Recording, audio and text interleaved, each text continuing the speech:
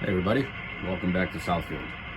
I would like to present to you a finally completed project, C&NW GP7 number 1635.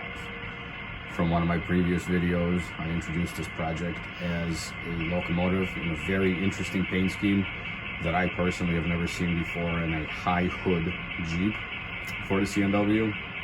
That came from a picture in the Northwestern Lines calendar from August of this year. I was inspired by that picture to try to recreate this particular model, and I believe at this point, as of yesterday, I would have to say that this project is a successful project. Mission is accomplished. It definitely was a lot of work to get this locomotive to get to this point. So let me shut this bad boy off and give you a little bit more information about it. So don't mind the camera movements here. As I said earlier, this is what I would call the 50-50 paint scheme, and plenty of this paint scheme out there for C&NW units, but I've never seen it on a high hood Jeep. So this was built from a Walther's mainline Jeep 9. Used to be a KCS unit, and was completely stripped down, repainted using scale coat 2 C&NW yellow with a custom color match on that, and then C&NW green. A lot of details were added to the unit that were not on it from the factory. Once again, this is a Walther's mainline, and in a couple of my previous videos I definitely did talk a lot of crap about them not installing the grab irons, and I still kind of stick to that. I did have to install these grab irons. They're not 100% perfect. It was kind of a pain in the butt.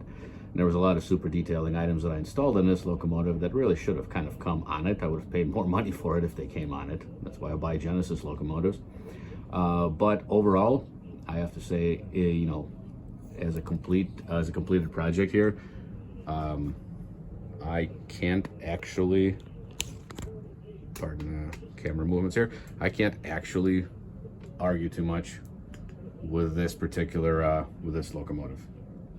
It came out really well. I'm literally beside myself. I'm going to throw a couple of pictures in here, some pictures I took yesterday of this locomotive in front of the picture of the prototype that I was modeling it after, and it's pretty impressive. The only things that you can see that are different is there's a slight difference in the actual frame stripes, because I couldn't find quite exactly the right details or the right decals to match it perfectly, and the louvers on the long hood aren't a direct match, because this was a Jeep 9, a Walther's Jeep 9, and the locomotive I'm modeling was a Jeep 7. So the louver variation is different between this model and the prototype, but outside of that, everything else I think does a pretty good job of representing 1635.